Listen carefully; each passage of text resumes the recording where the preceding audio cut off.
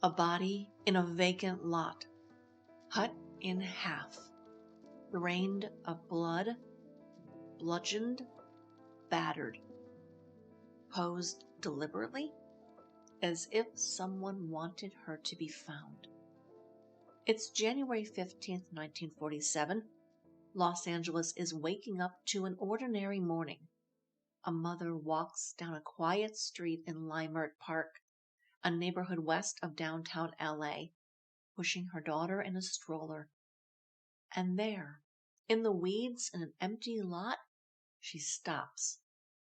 At first, she thinks she's looking at a mannequin, the kind you'd see in a shop window. Then the light shifts and the truth appears. The city will never be the same.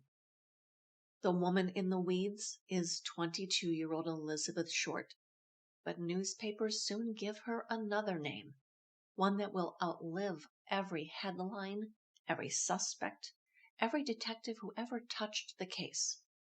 They'll call her the Black Dahlia. But before she was myth, she was a girl from Massachusetts who dreamed of something better. We've come to know her through these first 7 episodes. Her father's betrayal, her restless wanderings, her love and loss, her desperate search for safety, belonging, identity. Now, in the second half of the eternal life of the Black Dahlia, the story shifts.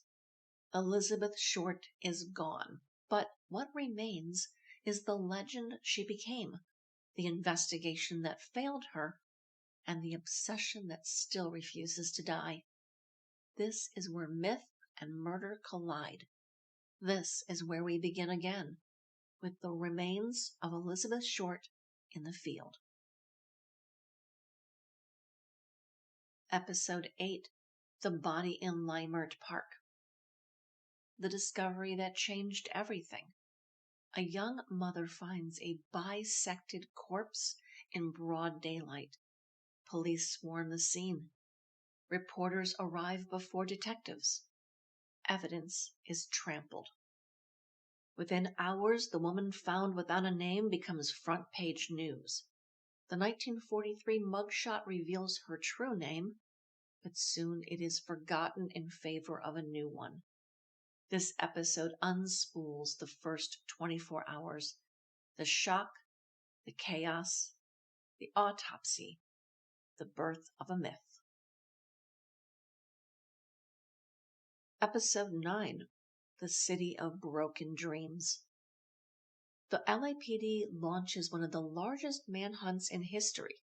Hundreds of detectives, thousands of leads, and still no answers. The press strikes a deal with the police, exclusive access in exchange for silence. What follows is a circus, salacious headlines, false confessions, and the destruction of a real woman's reputation. Elizabeth is no longer the victim, she's the villain. And with the discovery of the nickname she earned briefly in Long Beach, that becomes the dark narrative that every investigator, newspaper, and commentator would use for the next 8 decades to define the life, the death, and the mystery of the Black Dahlia.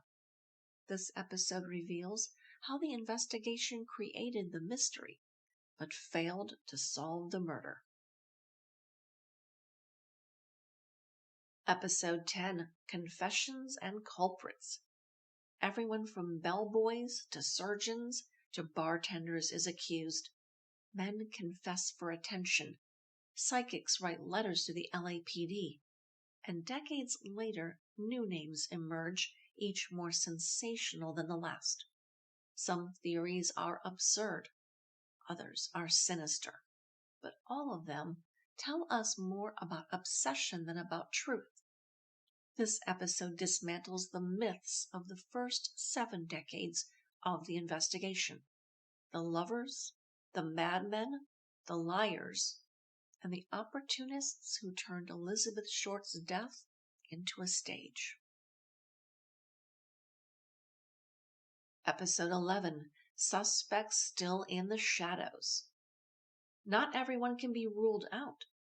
There are names that linger, men who had access, motive, and proximity. Names that surfaced recently for the first time outside of the cold case files. We examined Dr. Walter Bailey, a surgeon, a personal connection, and a man eroding from success to senility or worse. We weigh new revelations about Carl Balsiger, the last man to see Elizabeth before her trip to San Diego. We revisit the story of Mark Hansen and his proximity to Elizabeth, and even wilder new claims about someone listeners of this podcast series will recognize.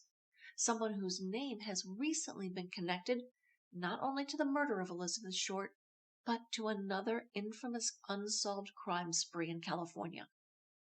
This episode unites the puzzle pieces uncovered in the past decade and asks, after all these years, how close are we to the truth? Episode 12, Not Your Murder Muse.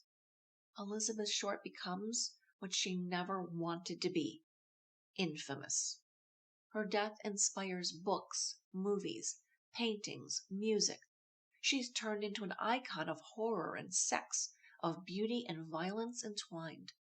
But each retelling strips her further of humanity until she's no longer a person, just a product. This episode is an indictment of how we consume the dead, of how we turned the Black Dahlia into entertainment, a blow-up doll for our collective fascination with fear and desire. Episode 13, The Reclamation of Elizabeth Short. This is where it ends and where Elizabeth begins again. We return her to her family, to her mother Phoebe, who lived half a century haunted by the way her beloved daughter was taken, to her sisters, who bore the weight of her name and her dark fame, and to the woman herself, the real Elizabeth Short, who wanted love, wanted safety, wanted to matter. In this final episode, we let Elizabeth step out of the shadow of the Black Dahlia and back into the light of her own story. The Eternal Life of the Black Dahlia is not just another true crime podcast. It's a resurrection. We've known the legend, and now, in this limited podcast series, you've begun to know the real woman. You have heard her story, her life, illnesses, her heartbreaks, and her yearnings. Not the tale written by tabloids or fantasists, but the one that breathes between the headlines. Subscribe now, and when you do, listen differently. Not for clues to the killer, but for her. She is speaking to us. Because the Black Dahlia was a mystery to be solved. Elizabeth Short was a woman who deserved to live.